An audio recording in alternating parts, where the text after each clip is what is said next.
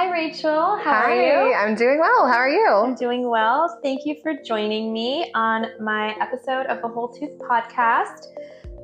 Rachel, I wanted to start off with you telling me a little bit about your background. So, my name's Rachel. I am the owner of MyoMinded Myofunctional Therapy. Before I ever entered dentistry, I was actually a chemist for a short period of time, and then I realized I miss people.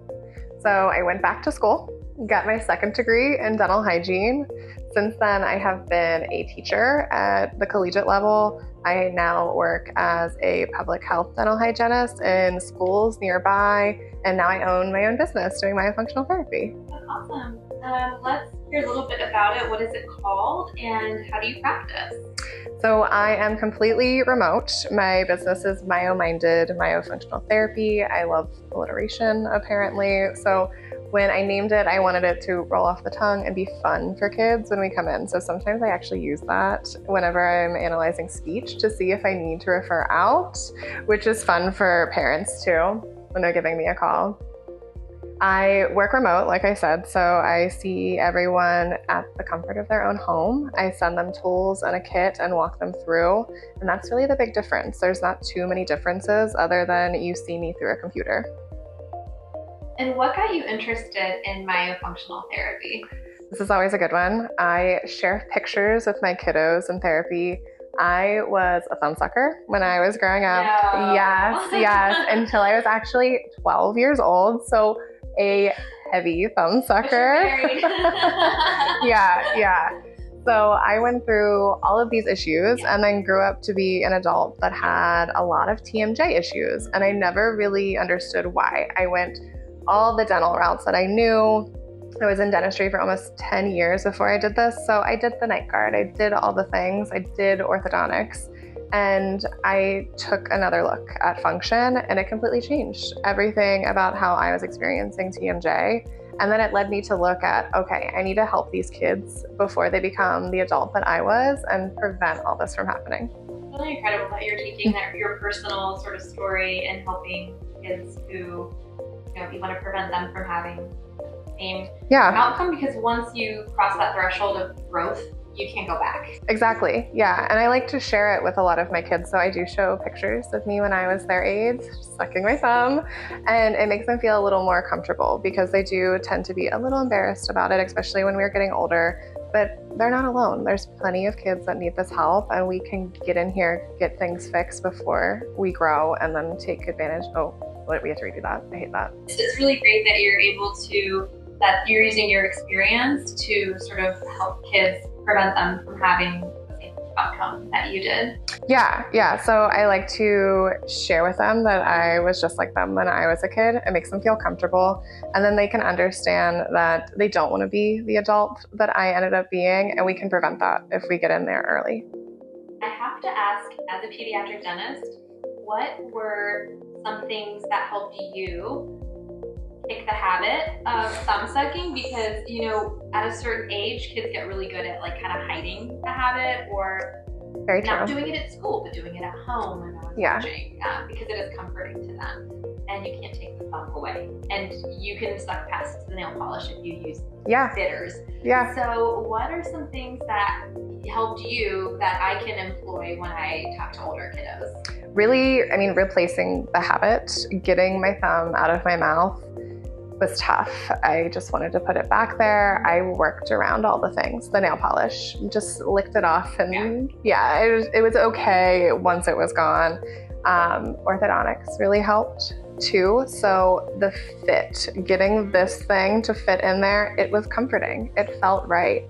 But when I could replace this with a good habit, like getting your tongue to replace it, ideally, working on chewing tools that are good for development and speech and all these things, and then getting into an orthodontist was a big change. So small habitual changes over time, and then replacing this bad habit with a good one.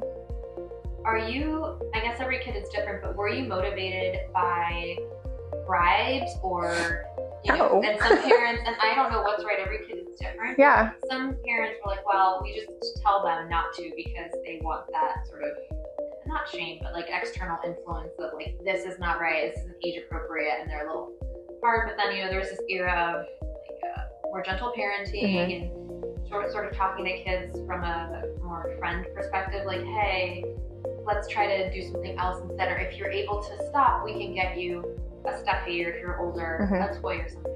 Yeah. Were you able to be bribed, or was the comfort of it so comforting that you wanted that versus any other prize? Yeah, I mean, I loved my thumb. I could tell you, fun question to ask kids is why and which finger, which thumb do you like? There's always a fun story. There's a reason why, but that sensory input of my thumb, nothing was comparing to that.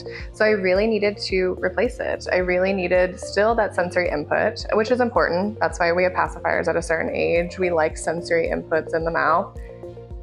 But nothing really would get me away unless it was going to be some sort of sensory input. But that's how I approach it when I do a habit elimination. Replacing it with the tongue, replacing it maybe with a MyoChew, an appliance, a chew toy. I love talk tools. They're speech based tools. So things that we can then start chewing, start keeping the lips closed, get the tongue up there instead of the thumb. So still sensory input, but good, good habits. Exactly. So exactly. Body work with things instead of creating dental issues or speech issues down the line. So we're not taking away their comfort. We're just replacing it with a functional tool. Absolutely. Yeah. So that's a really great piece of advice, I guess, for me to take in, is to kind of get down to the why. It's tough because kids are protective over that. Oh, absolutely. And it's not even just there are other habits. You know, nail biting is a sensory input, and it can create dental issues. It can create not only flaring of the teeth, but also incisal wear, or you get the biting edge of your front teeth get worn down. So there's a lot of things where I guess having a functional tool replace whatever sensory habit, eliminating. Exactly. For the most part, germs on your fingers versus something on a tool is going to be so. Yeah, something that's made for that function instead of your nails, instead of something that's not made. I had a little one that was pencils. A lot of kids chew on pencils. Do we use pencils at all today? This little one was, right? So destroyed the pencil. So instead, we still wanted to chew. I think chewing is important. I don't think we chew enough, but getting something that's going to be softer in the teeth, and then bilateral, so chewing on both sides, instead of having that pencil constantly on one side of the mouth, constantly applying those forces. We need to get her something shaped more like a V, so that we could chew, we could close our lips around this, we could do this. So it was easy and a good change, but it was functionally way more improving than the pencil. Yeah, absolutely. As far as ortho goes, did you have orthodontics, or did the orthodontist place any appliance in your upper palate to sort of prevent the thumb from going in there? Was that effective? Were you ticked off as a kid? Explain that. So luckily I did not have a tongue crib. I sympathize with these kiddos. I'm currently seeing a little one that had a tongue crib for 2 years and then adapted around it. So now, she still is tongue thrusting. She stopped thumb sucking, but because she's getting to the age of sleepovers and friends and wanted to stop this habit, but all the functional implications are still there. So instead of actually correcting the tongue thrust with that crib, with those forks that can push those tongues back, she has now changed. So she has this open bite still, but now instead of being so much in the front, we're moving a little bit. Because she still wants to do these things, it's still an issue. We never really addressed that root cause that you were talking about. So she just changed how she was functioning a little bit to adapt around it. So luckily, I never had those appliances, and I don't love most of them because I don't think it's really addressing why. It's just looking at it and saying, we need to stop this, but not looking back and seeing, okay, this is actually what we need to solve. I hear you. And then, of course, it's creating other issues when it's in the front. At least it's usually mostly symmetrical, but then when it's off to the side, it creates so much asymmetry in the mouth. Growth as well is affected. Yeah, and then chewing function. So she's not chewing on these back teeth because they don't touch. So she's now biting things off with the left side front teeth and then only chewing on the left side. So now it's really weak on one side of our face, and development is starting to really be affected. It's rough. Instead, we could have just avoided this tongue crib, or at least tried it for way less time than 2 years, and then went and sought another solution for it. Sure. Yeah. That's frustrating. And she wants to stop. I feel like this is the case with a lot of kids when they get older. They're either school age, or they're starting sleepovers, and they're starting to be more social and independent, and they're starting to realize some of the habits that are not really helping them, not really serving them, and are maybe causing problems too. They need help with stopping. Absolutely. How is it just giving them a different functional tool and finding why that they need that input? Not always. Every kid's different. So I love sleepovers. When kids get to sleepovers, it's an eye-opener. They see that their friends aren't doing some of these things, or why are they struggling in some ways that their friends aren't. So for me as a therapist, it's great because these kids are actually motivated. They want to stop. But sometimes it's just muscle tone to get the tongue to stay up in the roof of the mouth. Sometimes it's anatomy because we've had some developmental changes, and then we can address this with orthodontics or expansion. But sometimes we just need to get that tongue to rest there more comfortably. We're not used to it. Most of the time when we have that sucking habit, we push the tongue low, so the muscle atrophies. We don't really need it up there because our thumb's doing all of the work that our tongue is supposed to be doing. So sometimes we can just correct it with muscle and get that to rest naturally. Speaking of having tongue, like a low muscle tone, and the tongue not sitting up at the palate where it should, what are some other myofunctional disorders or issues that you've seen in practice? So myofunctional disorders are essentially muscle dysfunction. So I look completely at the oral cavity and the face, the neck, what is happening here. And if we're not meeting 4 goals, which are breathing through the nose, we want to breathe through the nose all day, all night, keeping our lips gently closed and comfortable. We want our tongue to have proper posture, which I'm going through my head right now. I'm like, can you do these? Check. You know. And then chewing is the other thing. So with your mouth closed? Mouth closed. So okay, I have a couple people on my list. And nobody likes to go out to eat with me because they start to think of these things as we're eating. So yeah, be careful later when we go out to eat. For sure. Yeah, no, I do chew with my mouth closed. Good example. But I know that sometimes people can't help it because they can't nasal breathe. They don't nasal breathe, whether they have poor nasal hygiene, polyps, their nasal floor is shortened or narrow, and then they have to mouth breathe to get air in. But then you're eating. So how do you have to eat with your mouth open to get air in? I think that we're smart. Humans have developed for many, many years, and we've learned to overcome some of these issues. We need food, we need water, we need to do these things to survive. So we learn how to do it. Yes. So those kiddos that you see where you can hear them breathing or pausing breathing and slowing down, they might be really fast to get food in so that they can take a break to breathe, or they may be really slow because they're trying to coordinate everything. That happens with babies. Or even smaller children falling asleep at the breast because they are nursing fast, and they're not. There's a sweet spot tempo to it, or kids getting sleepy while they're eating because it's just laborious. So much work. It's so much work, and then they're there for a while, so it's labor intensive. So you can watch. Kids, I love working in the schools because you can see all these kids do all these things, and kids don't hide these things. They just don't. They don't care at this age. For like my adult patients, they are really hiding it, but that's where the pain starts to really show, where we start to have joint problems and facial pain and all these things. Kids, much easier to see these symptoms, but they don't experience the pain, luckily. So it's much easier to fix it when we can see it. We know exactly what's happening. Parents are a wealth of knowledge at that age. It's a double-edged sword because with kids, I feel like they don't know, they don't have the language yet, they don't understand how to explain it, they've compensated. They just kind of live with it. They don't know any different, and they're young, so they haven't been exposed to this is how it should be. So they just kind of roll with it. Unless a parent or provider or caregiver recognizes some things, or a healthcare provider recognizes some things, sometimes it goes unnoticed because because they don't have pain, which is great. You don't want them to be in pain. But then the question is, well, they're not in pain. Why do I have to do X, Y, and Z? Or they're not having any problems yet. But what are some issues you see downstream from some of these myofunctional disorders that you've treated that you're like, okay, I look at this kid, I see this facial profile, or I see these issues, and like, not obviously it's not going to be 100%.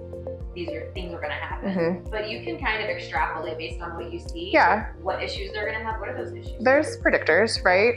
So yes, like you said, we don't want kids to be in pain. We don't want anybody to be in pain, but that's why I see kids and adults. I love being preventative, dental hygiene, very preventative.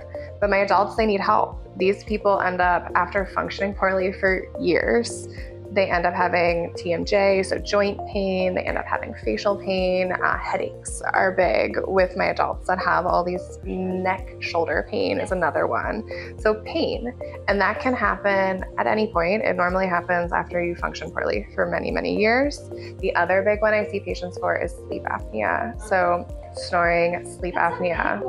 Huge. There's this whole generation of underdeveloped jaws. I'll just say that, like, generally speaking, your underdeveloped jaws, and we can talk about why that is because it's so fascinating. And then now we're all coming back to CPAP, and then when they're younger, tonsils and adenoids, tonsils and adenoids. Some cases, have to be done, but they're being treated right now with surgery and CPAP surgery and CPAP. What is happening? Why are we not addressing the root cause? Talk about some of those. So love my sleep apnea patients. One, because they really feel better. They truly can't sleep. They're not getting restful sleep. They're feeling tired throughout the day. Don't get any sleep. You're not going to be a happy camper when you wake up. Bad for like every aspect of your being. It's so bad. Kids, you can look at kids if they're snoring too, and we need oxygen delivered to our brain. And if they're wasting at night, they can't get this oxygen, then brain development is going to be affected on top of facial development. So we take this adult that may have had these issues as kids and then just continues to have these, and they worsen and worsen and worsen. Now we've developed poorly, so we have anatomy issues. Now we can't breathe. We had poor brain development. And now we are getting thrown into a CPAP, which really we should have taken a look at, okay, what is happening? So my adults that have all these issues, we go to an orthodontist a lot. They're younger and younger. It's not just it's crazy. 70-year-old stereotype on a CPAP with an oxygen machine or a tank. It's 40. They're like 40 years old, which is really young. And otherwise healthy. Like they would check all the biomarkers of health. Except they can't breathe at night. I have the perfect patient right now. He is in his mid-40s, dad of 2. He is fairly active, exercises regularly. He has a great job. His wife makes him eat all the right things. Healthy guy. And had crazy medical history issues and snoring. Yes, all these things. And he's like, what do I do? What am I doing wrong? I am eating right. I'm exercising. My kids make me run around all the time. And we just did therapy, and it's shown to improve by 50% just with looking at the muscle tone in the posterior oral cavity, and then strengthening these based on exercises, and then also looking at development. So for him, he didn't have much of a tongue tie issue, but really bad airway issues growing up. Really bad seasonal allergies, tonsils were a big issue, and he had all these things corrected, but function never improved. By corrected, you mean, did he have an expander, and did he have his tonsils and adenoids or tonsils removed? Tonsils removed. He had orthodontics. We can't take a look and see if he has expanded because he has no idea. The person since has retired. I am trying to explain what expansion is, but sometimes you don't know. Sometimes you don't know. And this is whenever you're, younger. So he's not sure, but he did have a sinus surgery, a turbinate reduction. said it didn't, which isn't always like the answer. Yeah. It can help, but you also need to redirect. It's not going to help if the air isn't going into the nasal cavity anyway. Correct. So we have to figure out what is causing this inflammation and then address that, not just jump to surgery right away. But we do breathing exercises a lot with my sleep apnea patients. I'm breathe trained certified. I think it's huge. If you spent 40 plus years breathing through your mouth, you should do some training to breathe through your nose. Explain that certification. Does every functional therapist have it? No. And how does that differentiate you? What is that? Breathe trained certified. So I took additional courses to really look at the body chemistry of breathing and what happens whenever we have more oxygen versus carbon dioxide in our body and why we need to have these processes aligned.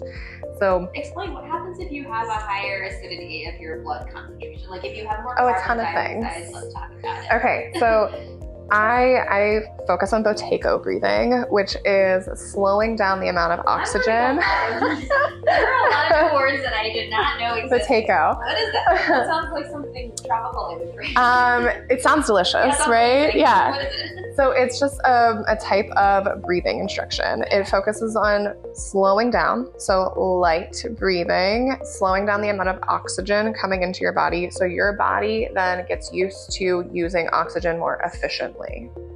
So we work on slowing down and breath holds, extending those breath holds after a period of time. I do this with kids as well, but we trick them into doing these instead of my adults that count. Turn it off. I want to hear the trick. You do. The trick, we use feathers. I mean, really, that's the fun game that I use. To like make it float.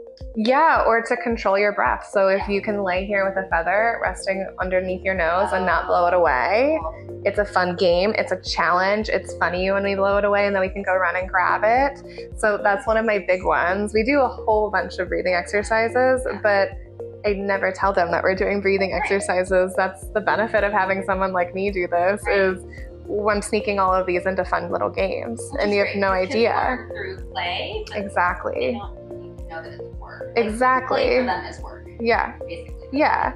Yeah. That's amazing. I wonder, as a musician, was I doing this without realizing it? Like long sustained notes and. So it's very different. Or is it different? It's very different. Two things that I'm asked frequently about breathing are about swimmers and about singers.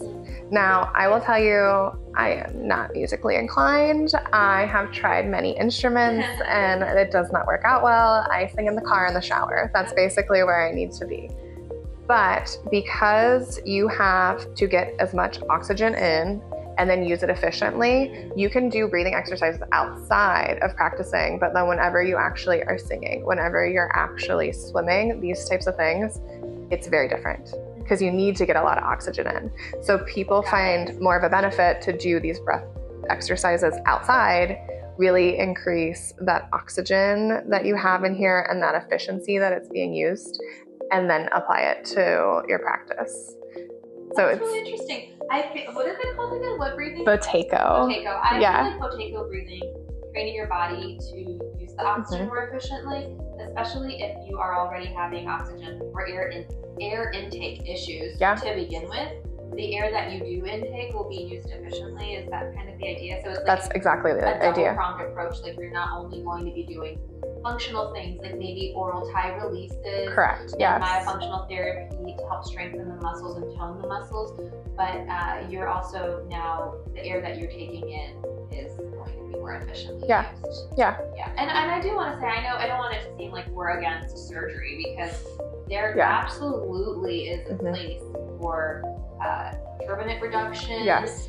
Even surgical, if you're an adult and you need a palatal expander, well, if your suture's fused, you're going to have to go and get, some kind of surgical involvement of the palate. Marfies. Correct. Yeah. Yep, that's just a fun acronym. And then when you're younger, you may need your tonsils anatomies, or even if you're older. Yes. So there are surgical interventions that we can do with our colleagues. We can refer to have these things done.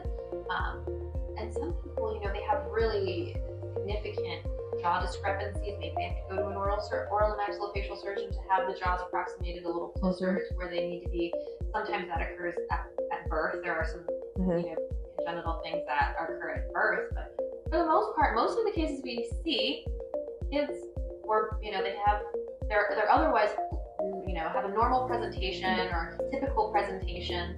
There are some things that we can tell. Yes. That we can see. The trained eye. Correct. Yes. But otherwise, they're passing in society.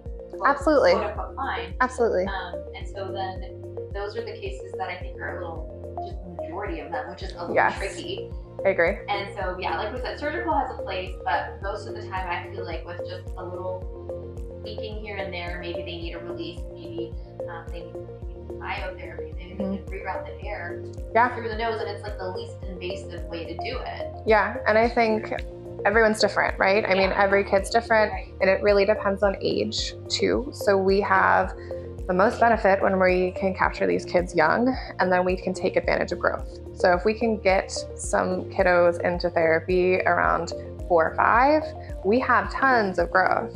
But if we're capturing a kiddo around 12, that bone's fusing, we may have more interventions. And then like my adults, way more interventions for my adults, because we are no longer growing. We have grown with what we were working with, and now we're discovering that we have all these issues later in life, and we have options. It's good to know that we have options, but it's a lot more time. It's a lot more work as an adult versus when we're younger. A lot more work. What is I'm not asking for a specific percentage, everybody is different, but do you find that in general, when you're working with an adult that needs some kind of therapy and intervention, that the success rate is not as great as it is with the child, or do you still have great success, or does it just depend on all the stuff they need? Success rate with anyone is very much on your compliance with what I'm asking you to do outside of therapy. So if you are asked to practice 12 minutes a day. Are you going through the Rolodex of patients in your minds right now? Absolutely. That are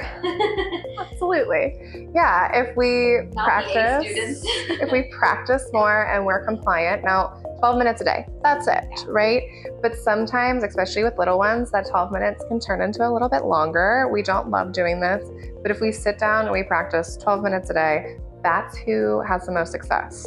So I feel like my adults who are in pain come in and work really, really hard because they don't want to be in pain. Where kiddos, I have to have fun with them. I have to play those games. Kids love playing games, right? So they don't realize that they're doing work. It's a very different approach, but I like my adults because I can help them get out of pain, and I love my kiddos because who doesn't want to play games all day, right? So much fun. Yeah. Speaking of, what is the ideal age to start therapy? Myofunctional full therapy. So I work with little ones too, but it's a very different look than a very structured therapy. It's loose. We have a lot of flexibility.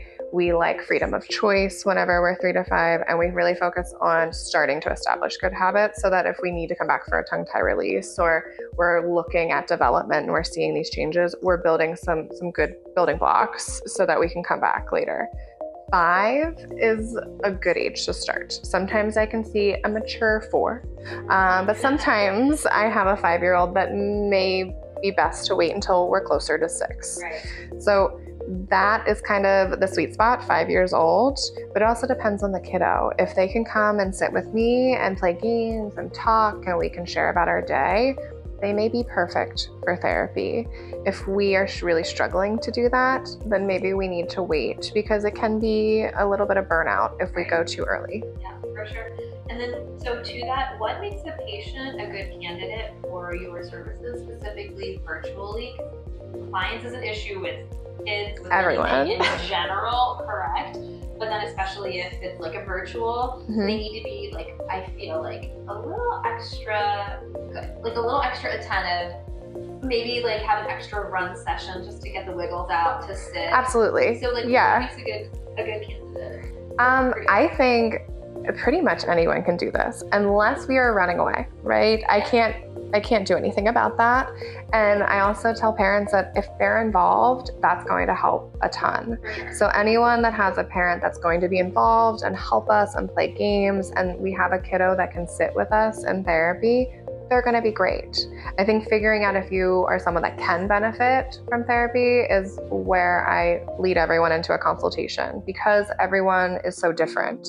So it's really, let's sit down, let's talk, let's figure out what problems you're seeing, and then let's do a little functional assessment to see if I'm the right provider for you. Sometimes I am, but sometimes there's better steps. Maybe we need to go see the pediatric dentist before we come and do myo. Maybe there's some more pressing issues that we can work on, and then we can always come back and readdress things. But having someone to take a look and figure out, okay, is this the right fit for me, is always ideal. And how is your remote therapy different from an in-person therapy? It's fairly similar. I ask for more pictures from my parents than people that you can go and they can take pictures. That's some of my favorite things. They're fantastic. They're fantastic. And I also think that whenever I sit down and look at a new patient, I really see the kid's personality coming through. In the pictures? Yeah, absolutely. Yeah. If we're wearing something fun, if we're making silly faces, it's so fun to kind of get a glimpse into what's happening when a parent's taking a picture versus me taking a picture and having them stand against a wall and do all these things. Pictures are probably the biggest change. I do all measurements with a parent, so I send them all the tools to do it. I walk them through it. If they need help, I'm right there on the camera. But we still get measurements. It's just I'm not the one doing it, but I've done this for a while now, and I've made it pretty easy for parents, and I'm there if you need anything.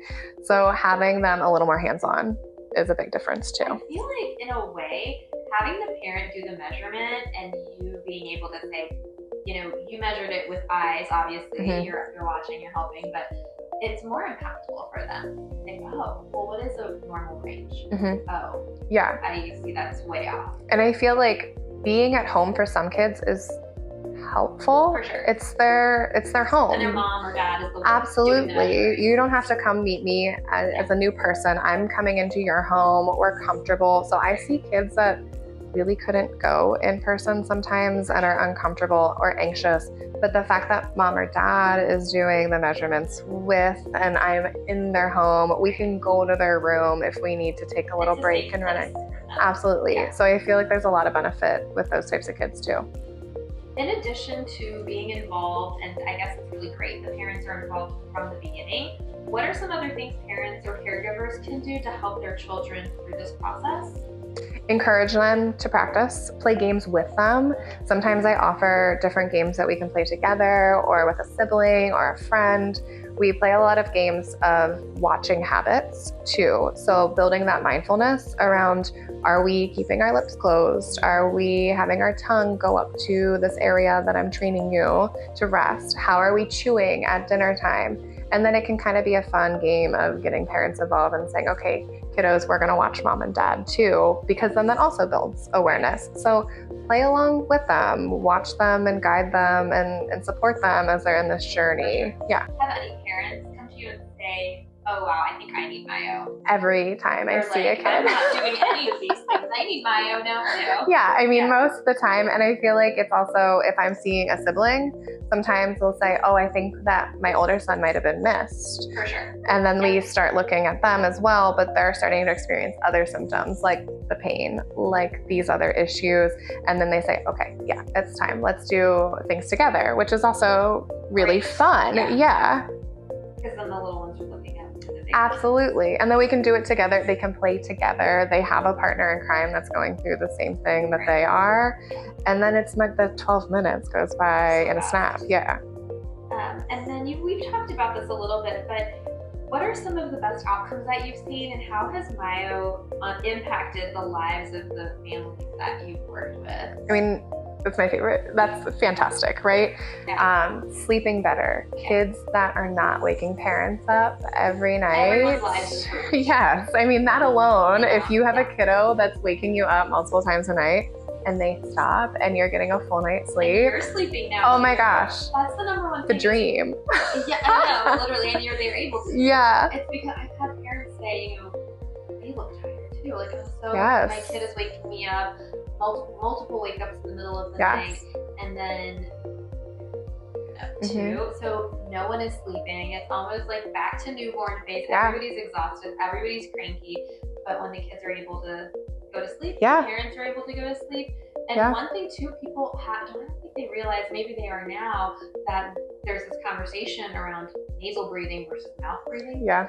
Bedwetting. Bedwetting, huge. Big. I mean, and there's so much yeah. shame. They don't talk about it because they don't think it's related. But then once you're able to address this, the nocturnal bedwetting and stuff.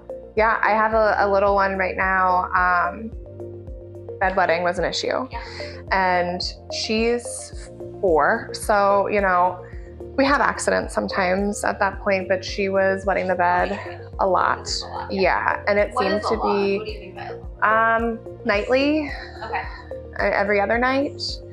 So if we're having equal amounts of wet nights versus dry nights, that's a lot.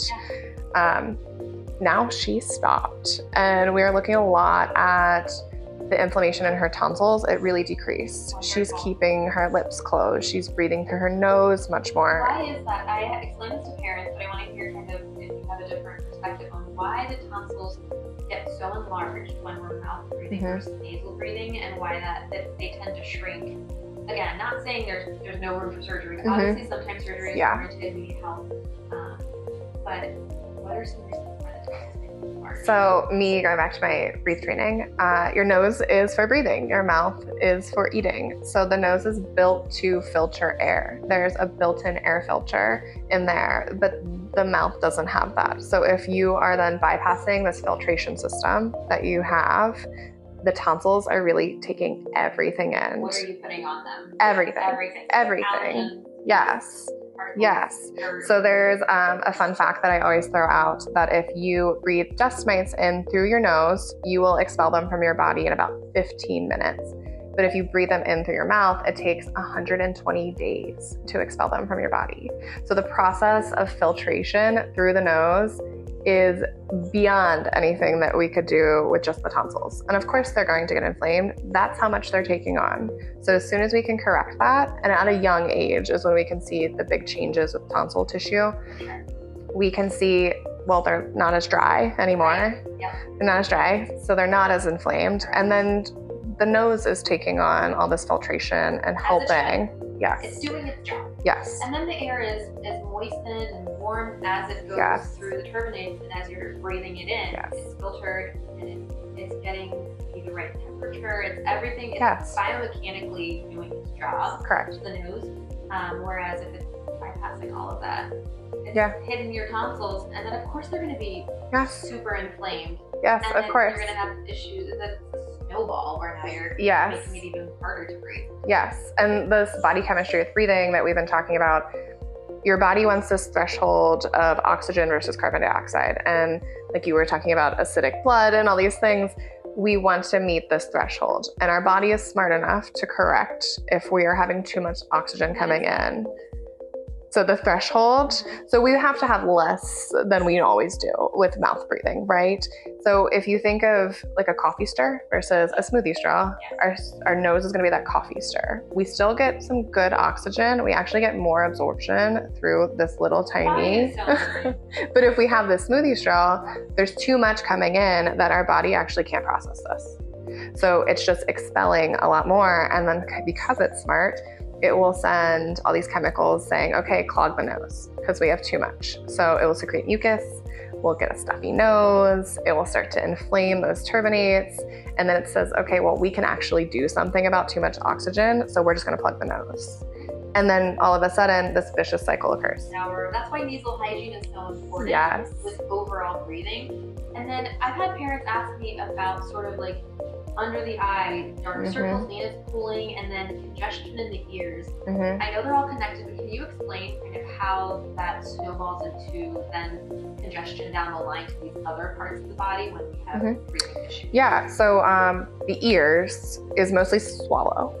So I always look for tethered oral tissues because we need to put enough pressure on the inner ear that we can move fluid.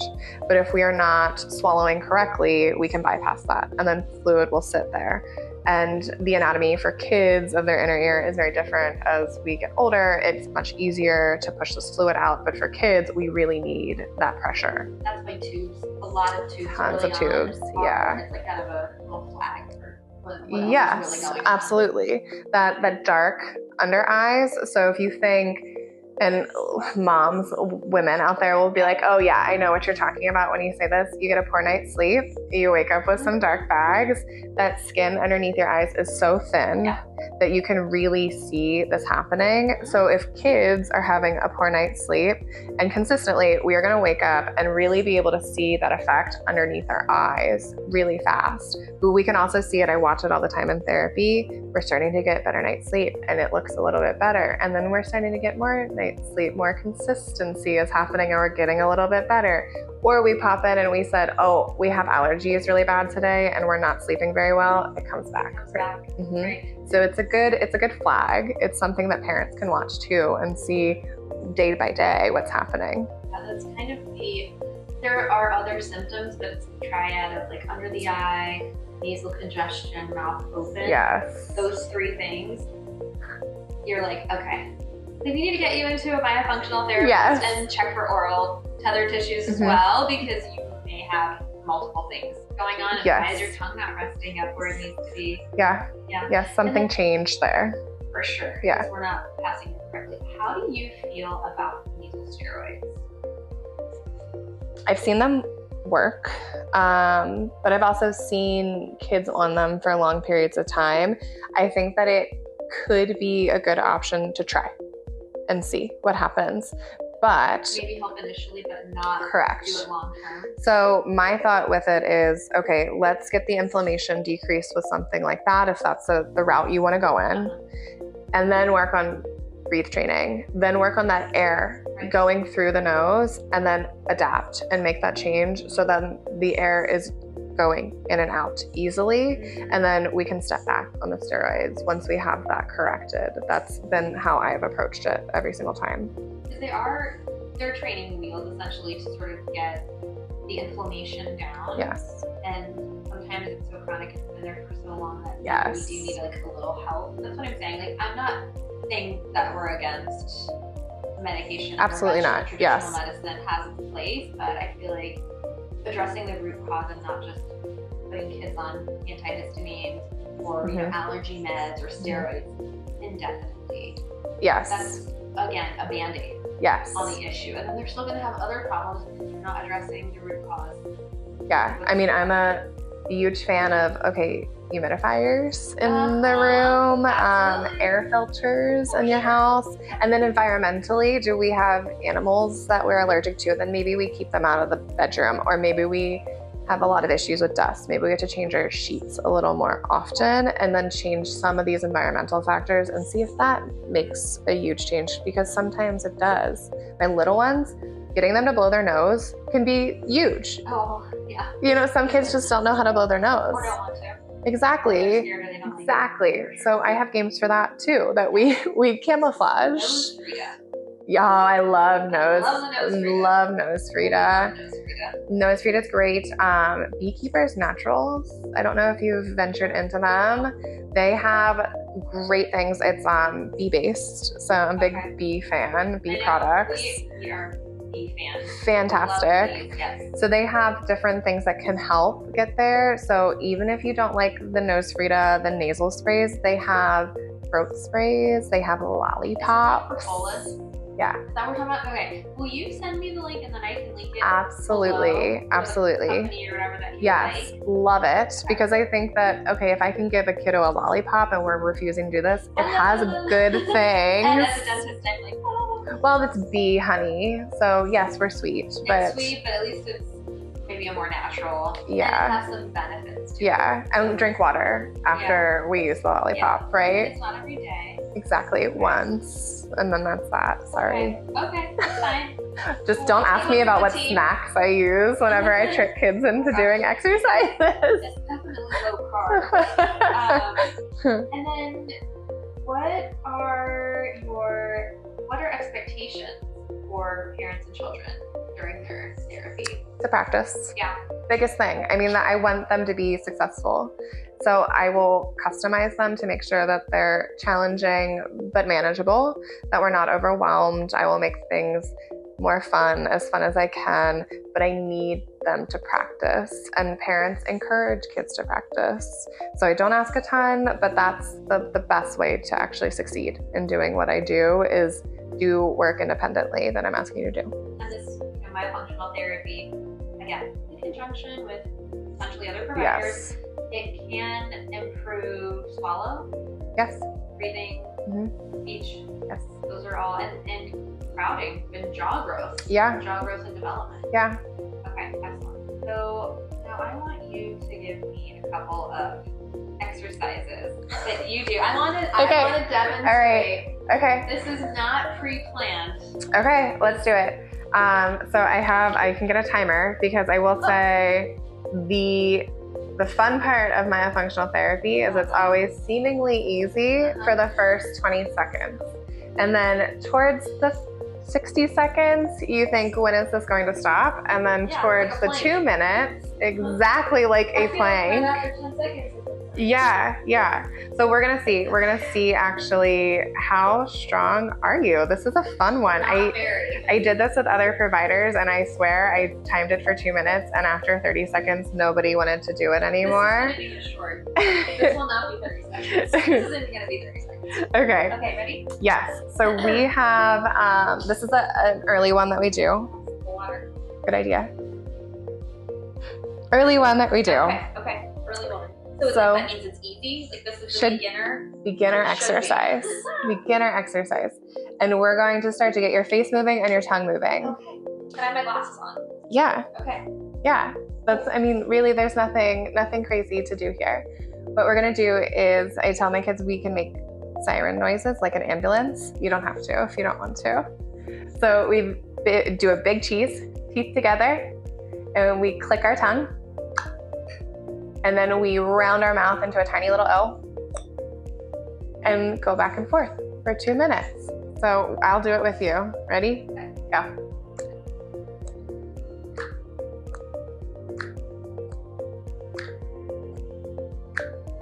Okay, let's just say for the purpose of the exercise, we did the 2 minutes. How's your cheeks feel? Okay. After 20, not even seconds. 14. What's another exercise that you do? Some fun ones that I like. I wish I would have brought my tools. I could have given you so many ones. The one that I get asked most often uses a balloon, so we can talk about it. Okay. So I have learned that I'm off the hook. I have learned that I need to hide the balloon a little bit, because we get our kids out the first appointment, we make sure we have everything, and the first thing those kiddos want to do is grab the balloon. So the balloon is tough. It is a breathing exercise, but it also uses your lips. You do not use your teeth, you just use your lips. You place the balloon in your lips, and you breathe in through your nose and blow out of the balloon. Oh. Very, very fun, very, very challenging. You probably have balloons at home, so go home and do it. To hold a balloon just in your lips alone and blow it up, extremely difficult. Are you holding it? No. Okay. No hands. No hands. But we can do it. It's just built in until like the middle of therapy. I can. Oh, I can do it. You can do it.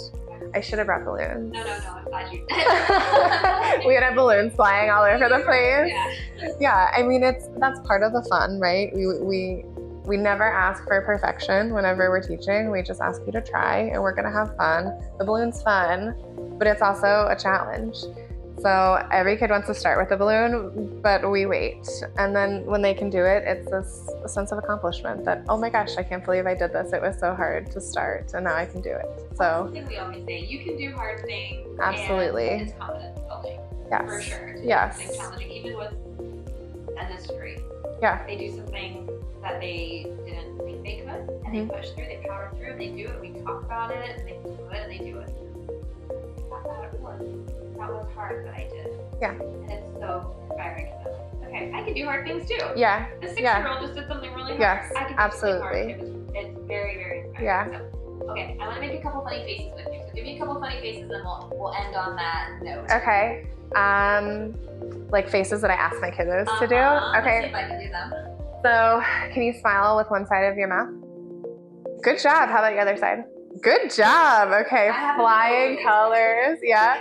Can you raise one eyebrow? Oh, both eyebrows. Okay, good. Can you stick your tongue out and touch your chin? That's it. Okay. All right. Check that one. No, I can't. I don't think I can. I don't know if you would survive in my myofunctional therapy appointments. That's really it. I mean, can we do all these little things? And then it's always funny because we spit it a little bit. We make funny faces. We see what we can do. And yeah, I mean, facial muscles, you have great control. You know? Yeah, thanks. I appreciate that. So yeah, any final stories you want to share or words of encouragement for families who might be on the fence about myofunctional therapy, or they, a lot of our families are awesome because they've done the research and they have an understanding, at least heard of it. But any words of advice to families who are on the fence? On the fence, I think that once we start, you start to see these little tiny changes, these little tiny games that we can play can improve your kiddo's life, your life. I mean, it's amazing what this little time can do, and then set them up for success. So if you're questioning it, if you're concerned, call me, reach out to someone close that has a free consultation, talk to them, ask questions. And you have a free consultation too. Absolutely. So it's yeah. nice because they're not bound. The families aren't necessarily bound, or no pun intended, tethered to. Oh, that's a good one. Thank you. Tethered to the process or the appointment, but it's just for them to see what it is, what it's about, and whether or not their child might be a good fit. Yeah, and I just want to give them information, right? I mean, finding someone to give you information, ask questions, that's valuable. Yeah, I think it's invaluable because you're the expert on this. Yeah, and I want them to make a good decision and know what they're getting involved in before we jump in. So let me meet you, ask all the questions that you want. I want you to feel comfortable and confident that this is the right move for you. And if you don't feel like that, that's okay. You learned some things in our time together. And then I can put your contact information so people can get in touch with you if they have any questions. But once again, MyoMinded, and what is your website? MyoMinded.com. So easy to remember. Yeah. It does really roll off the tongue. It does. And socials. Socials, MrsMyoMinded. Yeah. MS. Oh no, I'm sorry. It's Mrs. Because she's married, and we brought it full circle. There we are. Yeah, MrsMyoMinded. I wanted to give everyone hope out there that thumbs up, you're some habit. It's not the end all be all. You found and my husband is fine with my lip tape and my orthopedic pillow, so he might have been fine with the thumb sucking too. But I wouldn't have been. Yeah, I wouldn't have been either, nor would my orthodontist. Yeah, or my sleep apnea type of issues down the line, TMJ. And your ortho is holding up because your muscle function is stable as long as you wear your retainer. Yeah. And you get the treat the root cause, you should have no ortho relapse whatsoever. Everything's stable. Okay, well that's it for today. Thank you so much for joining me. Yeah, thank you for having me. This is great. Now we're gonna go get a well-earned pizza. Yay! And chocolate. Yay! Woo! How funny is it? This is upside down. You're like, oops. I pretend like I'm my 3-year-old. He's pretending to read and it's upside down. Okay. I'm wondering, is it because the phone's tilted? Is it? Is it forward towards you? It's like that, so it should make me look. I feel so much better now I have my glasses, even though I don't. I wasn't gonna wear my glasses today because it was sunny, and I thought, I'll wear sunglasses, and then I thought, no, there's no way. I'll just keep trying to push them up or keep moving them. Yeah. Yeah. But I feel more comfortable and confident when I wear my glasses, just because I can see what is happening. Yeah. That makes sense. I know. Who would have thought? Aw, I love your tats. Okay, we have to go over that later. I want to know more. About, tats. Oh, thanks. My teeth ones. Did I know that? I don't know. No, that's my teeth tattoo. I took my anatomy book in. 20 and 28? Yeah, it's 2018 is the year I graduated from hygiene school. Yeah, so it's tooth 20 and tooth 18. That is cute. Yeah. I love that. Thanks. Those are really good. Thanks. Yeah, I took my book in and I was like, this is what I want. This is the anatomy book. This is what I want. So they're anatomically correct. I know. That's awesome. Yeah. Oh, yeah. No, I can tell. Yeah.